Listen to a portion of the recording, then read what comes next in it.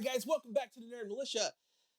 Vex here, and I have some awesome news I want to talk about. It's not really news. This playlist is going to focus more on my thoughts on future state characters I like and kind of don't like. I guess we're going to cover. So this one's going to start it off, and I think we're starting on the next Batman. Got my coffee. Okay. Here we go. So, the next Batman is going to be helmed by this young guy named John Ridley. He's a notable person, notable writer. He has won an Emmy, I believe. But these are some of the movies that, what the fuck? This guy. I'll put him on hold. I'll talk to him later. That's my best friend Blake. He is calling me for something ridiculous for sure. Anyways, John Ridley, he wrote, okay, these are some of the movies that he wrote, okay, guys?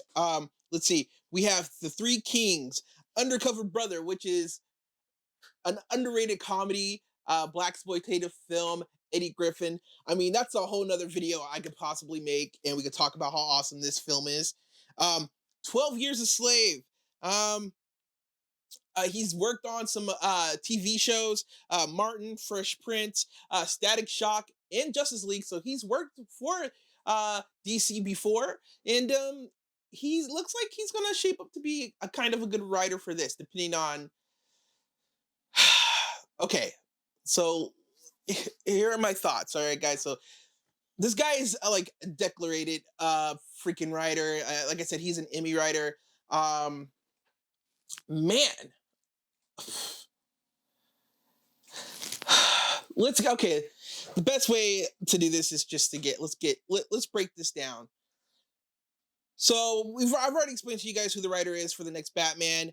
Let's get into what it's about. All right, so they've kept the identity of who the next Batman is going to be kind of tight and close to the chest. However, we already kind of know, and a lot of people are speculating that it is Lucius Fox's son.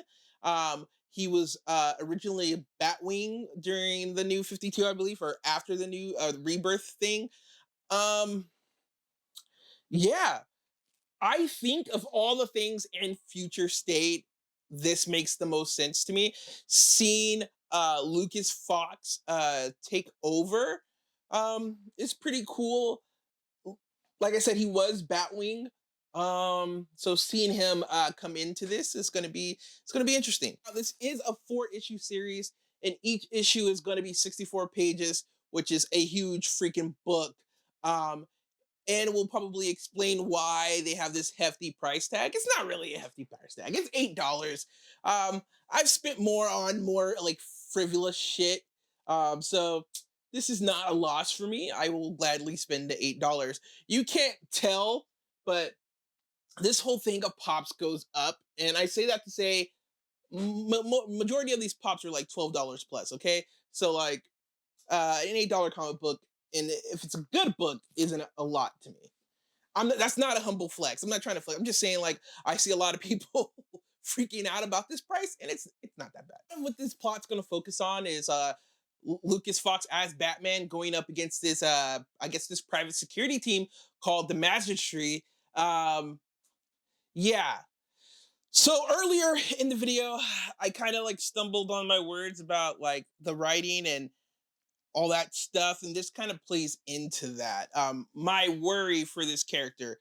Now, they do have like this prolific writer who's an Emmy writer who's written these great films and done these awesome episodes for TV.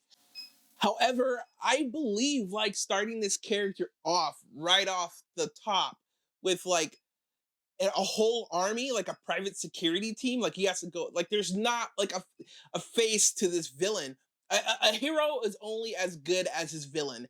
And if you start your hero off at like, I don't know, level 10, and he has nothing to stand on, like it's not gonna lead for an interesting story. This is why every X-Men comic book isn't about sentinels because they're faceless bad guys. Like there are bad guys in these stories. You get what I mean? So, and I also believe that the Magistry's like armed forces are their police force because Gotham has now given over its like authority of policing the city to the Magistry, which is this private security firm. They're mostly robots, so yeah, I don't know, man. Like on paper, it sounds good, and it doesn't look like they're practicing or I don't know, man. Sometimes I feel like these guys need a crash course in comic book. Like, I wish Lucas Fox had a good villain. And again, it's not here. It's not out yet. We have to wait. And of course, I'm going to get the book, and maybe there's a good villain in there. But I'm just saying, off of what we know and release from DC in their little book here, like, it's not I don't know. I worry that it's not going to be good enough. The good side of that, where I think like the writing could really take over, is like now seeing the dynamic between Lucas and Lucius Fox, right? It's a little bit different than Batman and Alfred because although Alfred became kind of a well, they like to say Alfred. I don't believe this statement, but they like to say Alfred became kind of a father figure to Bruce. Um, I don't know if that's totally true. I think Bruce kind of saw him as I don't know, like a big brother or something, not so much a father. I mean, because he was still somebody who was employed, and he still walked around in a butler's uniform. I don't know. That's neither here and there, but the dynamic of this is so different because now it's truly father and son. And if Lucius Fox takes is Lucas Fox's Alfred, it's a little bit different because now you're seeing father and son, and father has to watch his son go out every night and come back battered and bruised, or maybe not come back at all. So how that dynamic is going to work. Also, again, like the comic book's not here. However, I really would have loved to have seen because again, I personally, from looking at this, it looks like they're starting off at 10. There's no journey to see him get to this level. I mean, like, I guess like Joker War is supposed to precede this and all that other shit, but I would rather when things this big changed, um, I don't know, man. I would just rather them put more time into it and not let these other books dictate that. Like Harley Quinn and Batman this and Robin that and blah blah blah. Like if this is the guy you're gonna go, he needs a standalone like right now, or he needs a series for himself that's gonna build him up this way. I don't know. It's neither here nor there. But anyways, like I was saying, I would have loved to seen Lucas and Lucius come up with all this new bat tech. Like I mean, like in the Batman run right now, Lucius Fox is kind of taking over from Alfred, and like Lucius Fox is the guy behind all the tech and stuff. So now with these the two Foxes, like seeing them come up with this cool new, maybe slightly more approved way of working the city with their tech and how they bring stuff in. And I don't know, maybe the new Batmobile and the new Bat car, or if that's even going to be a thing. If that's something they're going to do, like I don't know. But I'm interested in that more than I'm interested in like I don't know the art because I don't know. I just really need the story to be there for this to work for me. I don't know. I'm cool with a black Batman. I think that's awesome. I know a lot of people have issue with 5G or future state because of all the people of color. If that offends you, you might need to take a second look at yourself.